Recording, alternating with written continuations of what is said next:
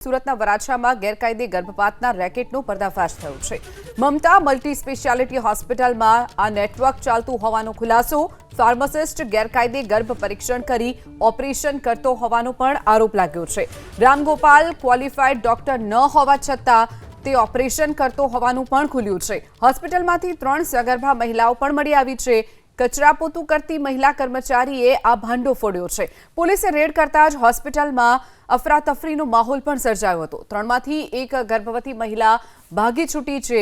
વ્યારા અને શેરપુરની મહિલાઓ ગર્ભપાત કરાવવા માટે આવી હોવાનો પણ ખુલાસો થયો છે। 2025માં શિવાય હોસ્પિટલ કેસમાં પણ રામગોપાલ ઝડપાઈ ચૂક્યો હતો।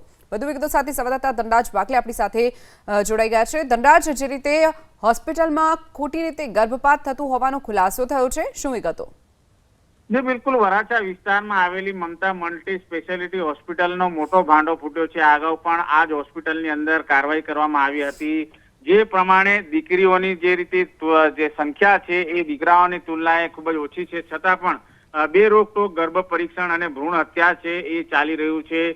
ફાર્માસિસ્ટ રામગોપાલ ખંડેલવાલ છે ફરી ગેરકાયદેસર કારોબારમાં સક્રિય થયો છે, ત્યારે આ બાબતને લઈને જિલ્લા આરોગ્ય વિભાગ અને વરાછા પોલીસે સંયુક્ત રેડ પાડી છે। હોસ્પિટલમાંથી 3 સગર્ભા મહિલાઓ છે એ મળી આવતી હતી। ખાસ કરીને મહારાષ્ટ્રની મહિલાઓ હોય છે તેને સુરત લાવવામાં આવતી હતી અને ગર્ભ પરીક્ષણ કરવામાં આવતું હતું। એ પ્રમાણેની માહિતી છે એ અત્યારે હાલ સાંપડવા પામી છે। રામગોપાલ એ ક્વોલિફાઈડ ડોક્ટર નથી, છતાં આ પ્રમાણે ઓપરેશન કરતો હોવાનું સામે આવ્યું છે। ત્યારે કચરાપોતું કરતી મહિલા જે છે તે કર્મચારીનો ભાંડો ફોડ્યો છે, ત્યારે પૂછપરછ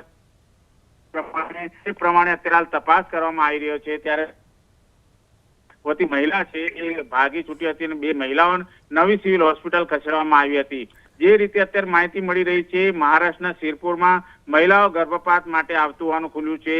2025માં સિવાય હોસ્પિટલ કેસમાં પણ રામગોપાલ ઝડપાઈ ચૂક્યો છે અને જામીન પર છૂટ્યા બાદ ફરી તેણે આ પ્રમાણેનો ગોરખ ધંધો છે ચાલુ કરી દીધો હતો। ત્યારે પીસી એન્ડ પીએનડીટી એક્ટ હેઠળ અત્યારે તપાસના ધમધમાટ શરૂ કરવામાં આવ્યા છે। સાથોસાથ જે આરોપીઓ છે તેના વિરુદ્ધ કડક કાર્યવાહી થાય તેવા પ્રાયોગિક પુરાવા છે એ પણ એકત્રિત કરવામાં આવ્યા છે। જી ચોક્કસ ધનરાજ, માહિતી બદલ આભાર।